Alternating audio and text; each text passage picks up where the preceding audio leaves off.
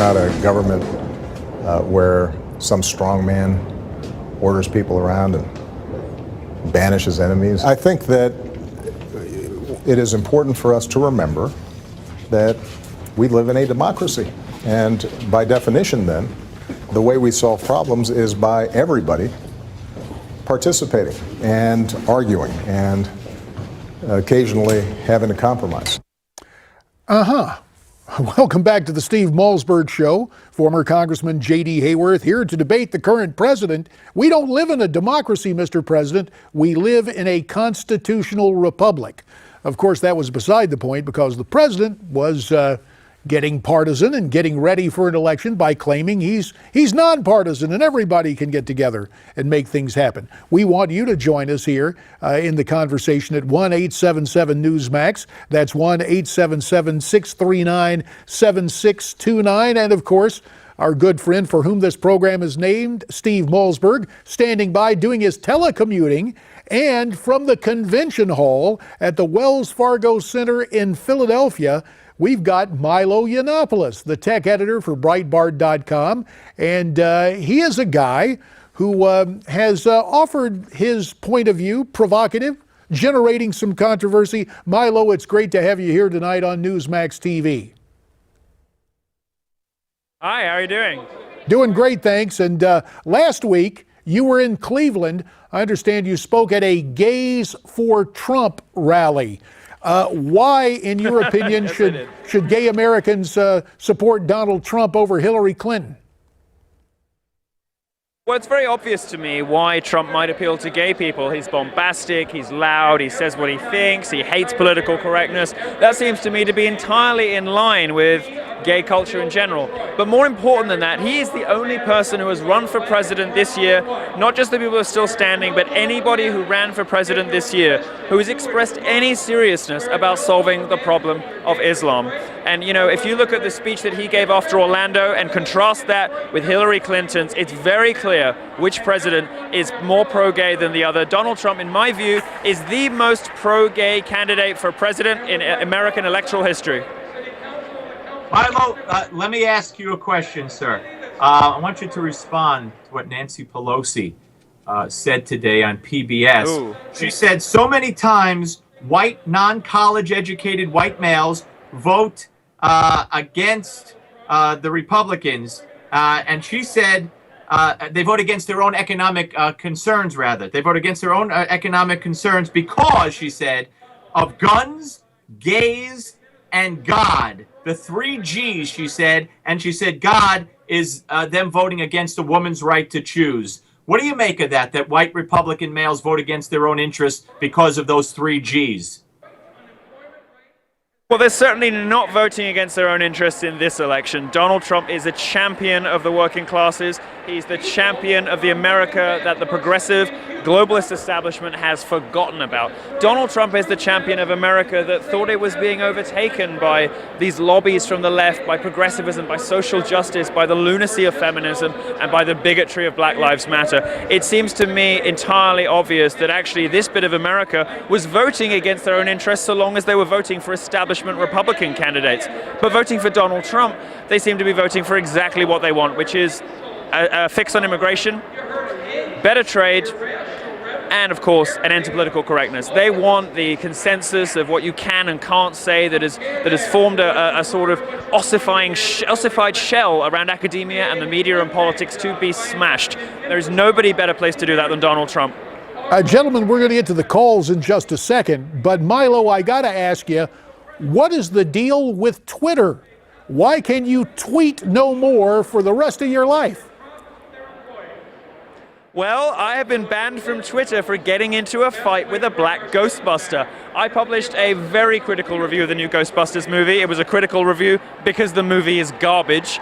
And I got into it a little bit with Leslie Jones, one of the stars of that movie. She didn't like that very much. Twitter apparently takes the view, as so many crazy, wacky progressives in America today do, that disagreeing with a black person makes you racist. Disliking a movie that a black person happens to be in, if she's also a woman, makes you not only racist but sexist too. they've been waiting to get me off the network for months, if not years, and this was the excuse they needed. But as I said on CNBC this afternoon, this isn't just bad politics, it is terribly bad business. Twitter signed their own death warrant with this. Doesn't this punch a hole in what we heard Barack Obama say tonight on NBC that we led into this segment with, about how we're a democracy and we need different voices and we shouldn't shout at each other? Isn't he basically full of baloney in a sense?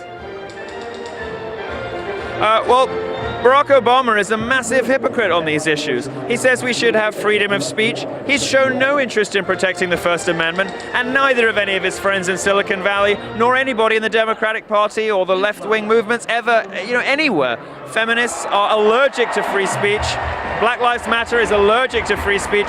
If you want to be a free speech dissident these days, you got to be a Republican.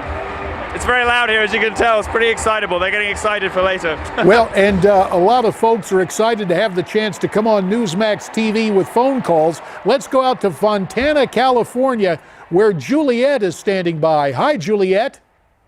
Hi, how are you doing? Doing fine, thanks. What's on your mind tonight? Well, I have a little to say about Bill Clinton's speech last night. Okay.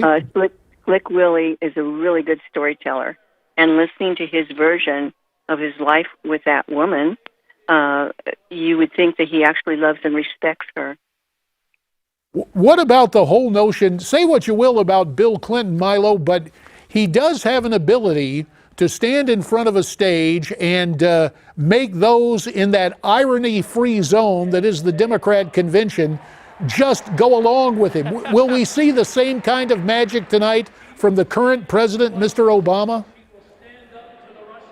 Well, I think Bill Clinton always had what Steve Jobs had, was a bit of a reality distortion field around him. Obama had it for a while, but Obama's has dispersed. I wasn't as impressed with Bill Clinton's speech last night as some people were. I felt that the first third of it was pretty insulting and it took a lot of hubris to stand up there and say what he did, taking a feminist perspective, talking about falling in love with Hillary and how proud she was as a woman, given what he did to women over the course of his presidency and what Hillary Clinton did to those women afterwards. Frankly, it was a bit rich. The rest of his speech was his usual aw shuck stuff. I wasn't so impressed with it, to be honest. The problem with Obama is the luster has totally worn off, and any cool factor that Bill Clinton had might be, in single digits now. Any cool factor Obama had is long gone. He's not a popular guy. This hall is going to be all for him. They're going to be grateful for him. They're going to be happy to hear him. But is anybody at home? I don't think so. Let me ask you this question, Milo. In much the same way that the left attacks black conservatives who progressives view somehow as traitors to the cause, do you feel there's a strain of anger that progressives feel toward gays who don't fall into line behind the leftist agenda?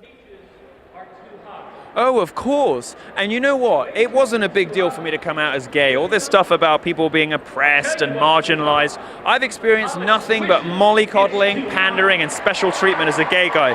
Coming out as a gay guy is the best thing I ever did for my career, and it's the best thing that most people will ever do for theirs. But I'll tell you one thing that was difficult, coming out as a conservative, and the amount of vitriol and hatred and terrible behavior I've had from other gay people for daring to have right-wing opinions on some subjects is extraordinary. Nothing is quite like the hatred and bile and unpleasantness the left reserves for minorities who go off reservation. Whether that's Ben Carson because he has the wrong opinions for a black guy, whether it is any of the conservative women who get so much hate, whether it is Ann Coulter or Sarah Palin or even the late Margaret Thatcher. And as for gays, we get it just as bad as they do. The left really doesn't like diversity of opinion and diversity of thought. They like skin color, they like different genders, but they don't like independent thinking at all.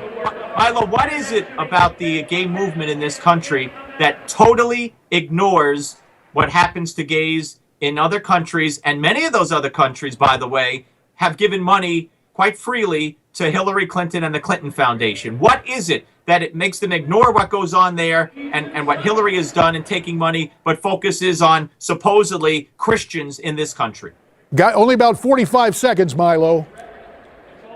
Hillary Clinton is funded by countries that execute homosexuals. 100 million people live in countries in which you can be killed for being gay. But she apparently doesn't see any contradiction whatsoever between sucking up to gays in America and taking money from people who murder us. The left in this country doesn't seem to have much care anymore for the rights of gay people. What they're far more interested in is policing language, policing speech, and sticking up for weird, crazy, socialist, even communist policies, all under the guise of sticking up for the oppressed. Gay charities after Orlando, which by the way have done nothing for gay health or gay happiness or gay people at all for probably a decade or more, or they're more concerned really with policing transgender pronouns.